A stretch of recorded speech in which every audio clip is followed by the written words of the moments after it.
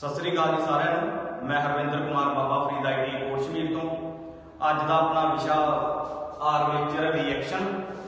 अज आप पढ़ांगे कि armature reaction की होंदी है, आर्मेचर रिएक्शन के होने नाल DC जनरेटर विच की प्रभाव पैंदा है अते आर्मेचर रिएक्शन नूं आपां किस तरह खत्म कर सकते हैं। तो आपां पहला की पढ़ांगे आर्मेचर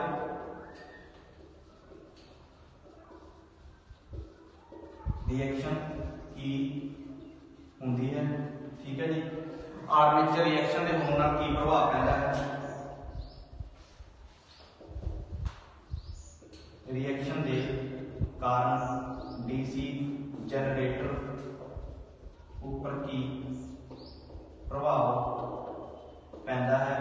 तीसरा, आर्मेचर रिएक्शन नूं किस तरह खत्म किया जाता है। आर्मेचर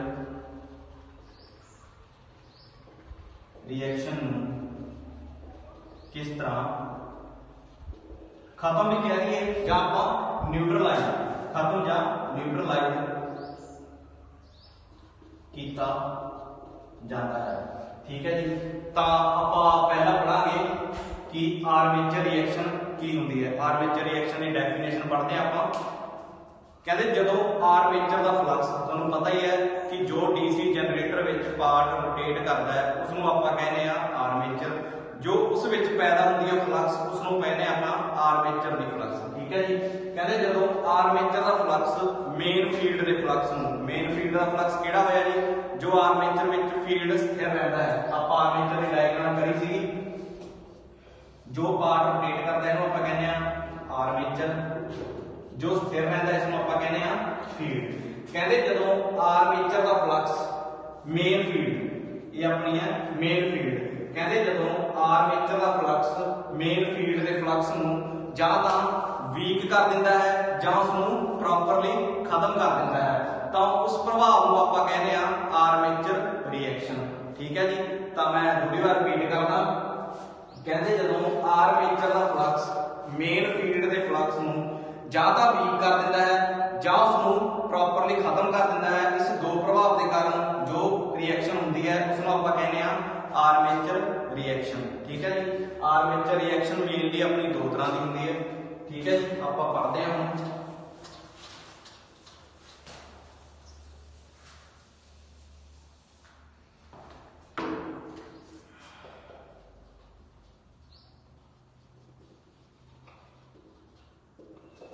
आर्मेचर रिएक्शन मेनली दो तरह की अपनी, एक अपनी क्रॉस मैग्नेटाइजेशन इफेक्ट, दो इफेक्ट ने आर्मेचर रिएक्शन के। एक अपना है डी मैग्नेटाइजेशन इफेक्ट। हाँ, तो आप पढ़ते हैं पहला cross magnetization effect. Cross magnetization effect विच की हुंदा है, कहते जदों आर्मेचर का फ्लक्स मेन फील्ड के फ्लक्स नूं पूरी तरह खत्म कर दिंदा है या डिस्ट्रॉयड कर दिंदा है, उस प्रभाव को कहने आपां क्रॉस मैग्नेटाइजेशन। डीमैग्नेटाइजेशन इफेक्ट की हुंदा है, कहते जदों आर्मेचर का फ्लक्स मेन फील्ड के फ्लक्स नूं वीक कर दिंदा है, उस इफेक्ट नूं आपां कहने आ डीमैग्नेटाइजेशन इफेक्ट। तो इस तो बाद ठीक है जी। तो आपां इस तो बाद पढ़ते हैं कि ऑन लोड की कंडीशन अते नो लोड की कंडीशन उपर आर्मेचर रिएक्शन का की प्रभाव होता है।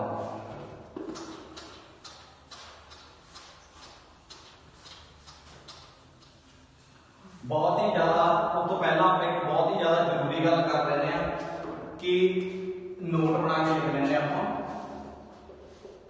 कम्यूटेटर ऊपर होने वाली स्पार्किंग किहदे करके हुंदी है, आर्मेचर रिएक्शन करके हुंदी है।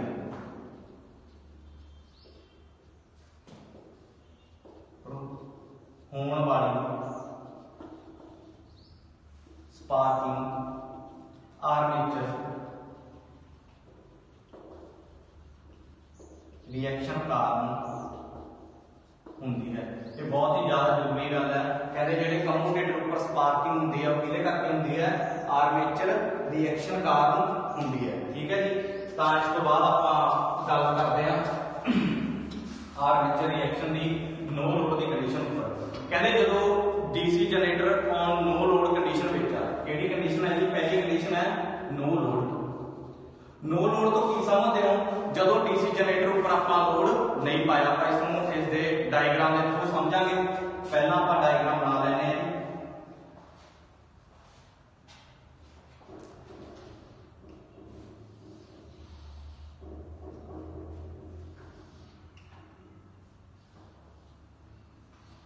हाँ जी, तो आज जो अपना विचाला रोटेटिंग पार्ट है इसमें आप कहने हैं, हाँ जी, जो अपना ये विचला रोटेटिंग पार्ट है इसमें आप कहने हैं आर्मेचर। जो मैं ये बनाए ने इन्हों आप कहने हैं ब्रशिस। ब्रशिस हमेशा एमएनए ऊपर स्थित होंगे हैं। ब्रशिस हमेशा आर्मेचर के एमएनए ऊपर स्थित होंगे हैं। जो अपना जीएनए है वो आर्मेचर के एक्सिस ऊपर पिया होता है, एमएनए अपना फील्ड के परपेंडिकुलर होता है। ठीक है जी। जो अपनी मैग्नेटिक फील्ड है नॉर्थ तो साउथ वाल ट्रैवल करती है, जिन्हों आप कहते हैं फील्ड फ्लक्स। इसके परपेंडिकुलर की होता अपना एमएनए। मैं फिर कह देना, जेड़ा अपना आर्मेचर के एक्सिस ऊपर अपना जीएनए स्थित किया होता है, एमएनए अपना फील्ड फ्लक्स के परपेंडिकुलर होता है। तो आप जीएनए की होता है अपना, एमएनए की होता है, ये बारे पढ़ देंगे आप। जीएनए होता अपना ज्योमेट्रिकल न्यूट्रल एक्सिस, एमएनए अपना मैग्नेटिक न्यूट्रल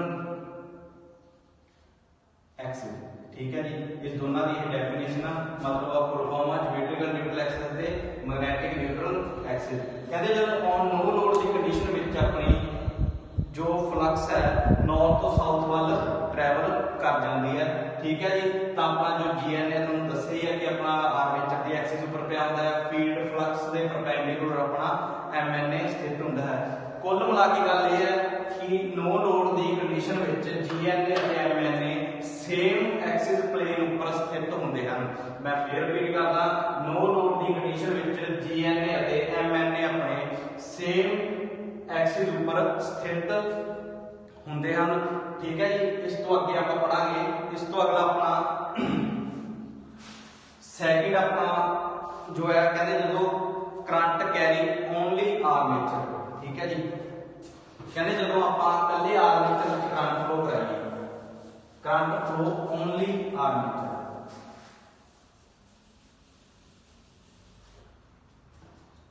सेकंड की अपना current flow in only armature. तो उसकी भी डायग्राम आप बना देने हैं।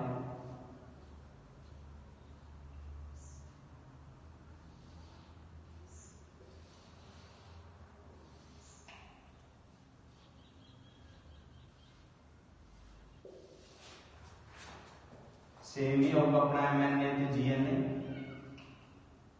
इत्थे अपना जीएनए ते एमएनए सेम प्लेन पर स्थित होंगे हैं। ठीक है जी। एक छोटी जी बहुत जरूरी गल आप समझांगे इत्थे,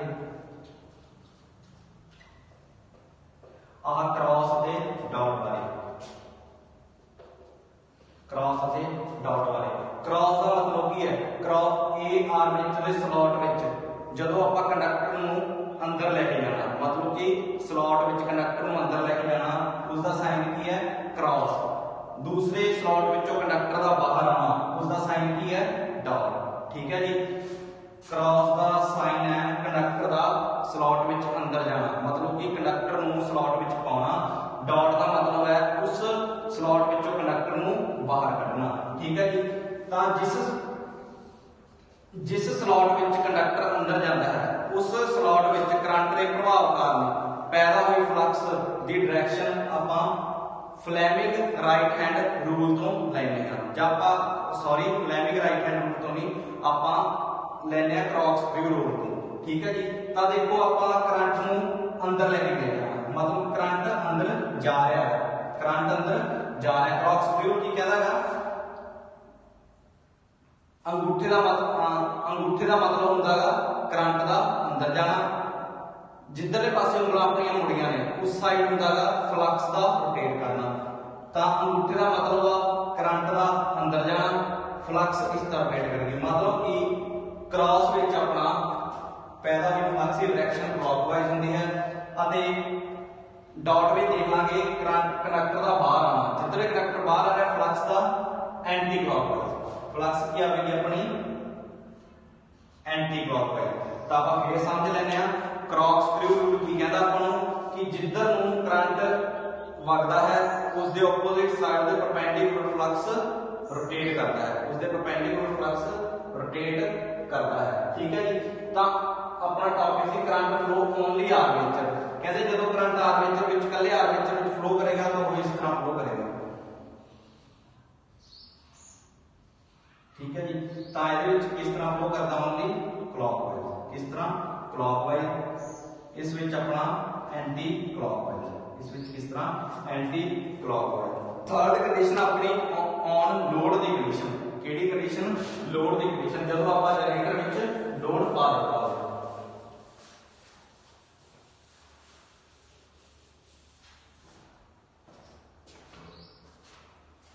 ऑन लोड कंडीशन।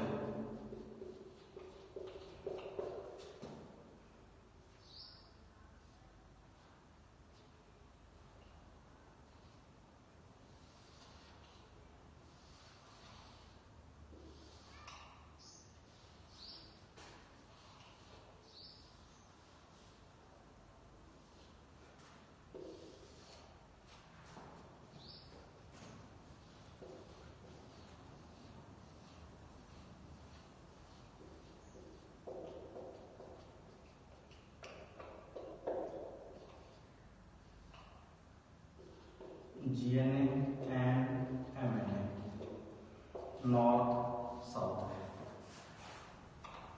अपना जो फील्ड के ऊपर जो अपना इतने फ्लक्स होगा इसको आप कहांगे फील्ड का फ्लक्स, जो आर्मेचर के फ्लक्स होगा इसको कहांगे आप आर्मेचर का फ्लक्स। ठीक है जी। कहते जो MNA है वो रिजल्टेंट दे रिजल्टेंट फ्लक्स के परपेंडिकुलर होता है। तो आप नोट लिख देते स्पेशल MNA रिजल्टेंट फ्लक्स दे परपेंडिकुलर हुंदा है। कहने का भाव जे अपना आर्मेचर फ्लक्स इत्थे है तो फील्ड फ्लक्स अपना इत्थे है तो रिजल्टेंट इन्हां दे विच बनेगा। ठीक है जी। इत्थे अपना होएगा रिजल्टेंट फ्लक्स। ठीक है जी। कहते रिजल्टेंट फ्लक्स दे परपेंडिकुलर की हुंदा है MNA। ठीक है जी। रिजल्टेंट फ्लक्स दे परपेंडिकुलर की हुंदा है MNA। जदों ऑन लोड दी कंडीशन विच आ डायरेक्शन अपनी DO आ डायरेक्शन ऑफ रोटेशन जनरेटर, कहते ऑन लोड दी कंडीशन विच जनरेटर दी डायरेक्शन वाली साइड MNA शिफ्ट कर जाता है, जनरेटर दी डायरेक्शन वाली साइड MNA शिफ्ट कर जाता है।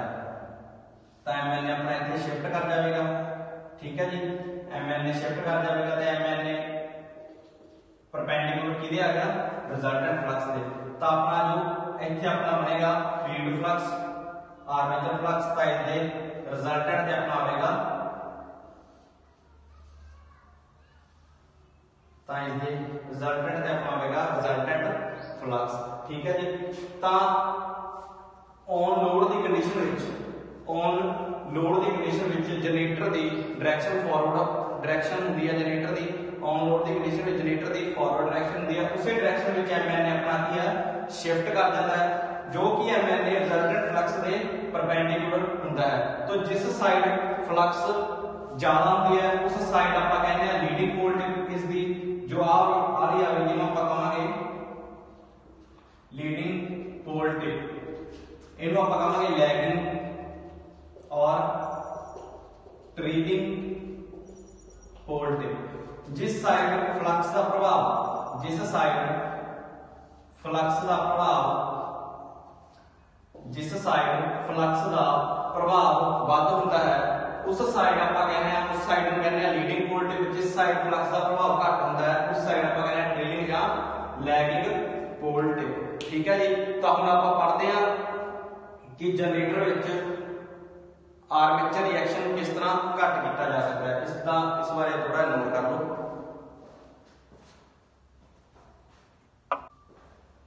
हाँ जी। हुण आप पढ़ांगे आर्मेचर रिएक्शन किस तरह घट किया जा सकता है।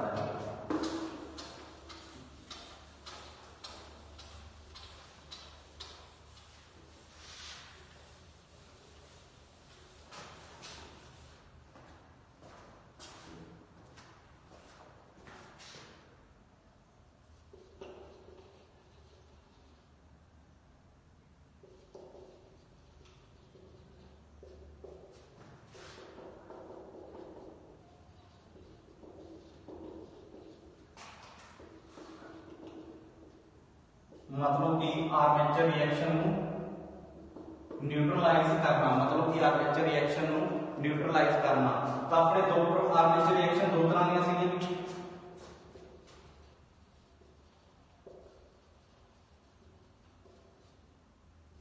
पहली सी अपनी क्रॉस मैग्नेटाइजेशन, दूसरी सी अपनी डीमैग्नेटाइजेशन। तो आप क्रॉस मैग्नेटाइजेशन की हुंदा जी आर्मेचर का फ्लक्स मेन फील्ड के फ्लक्स को डिस्ट्रॉय करता है, डिस्ट्रॉयड मेन फील्ड फ्लक्स। और क्रॉस मैग्नेटाइजेशन घटाने लिए आप इंटरपोलर वाइंडिंग करते हैं, इंटरपोलर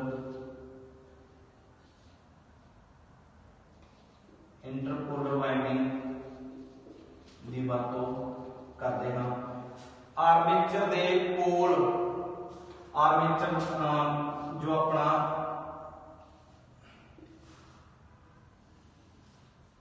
मेन फील्ड का जो पोल दा पोल शू होंदा गा उस उपर आपां पोल शू दे विच कुछ के टर्न आपां थिक वायर दी यूज करके जिसनों आपां कहने हैं इंटरपोलर वाइंडिंग, जिसनों आपां कहने हैं इंटरपोलर वाइंडिंग, जिस दी वरतों करके आपां क्रॉस मैग्नेटाइजेशन नूं खत्म कर सकते हैं। ठीक है जी, जिहड़ी इंटरपोलर वाइंडिंग है यह आर्मेचर वाइंडिंग के सीरे विच लगाई जाती है। कित्थे लाई जाती है?